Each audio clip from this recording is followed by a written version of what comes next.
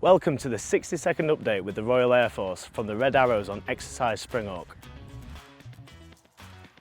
RAF Chinooks have deployed to Eastern Europe with British Army Wildcats and Apaches on Exercise Swift Response.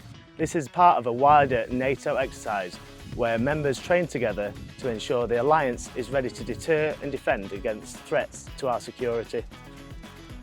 The whole force at RAF Leeming have been honing their skills on the Exercise Excalibur Walk, with manoeuvring jets, firefighting and the station's own chefs setting up a mobile kitchen, demonstrating our ability to evolve and operate in different ways is more important now than ever before.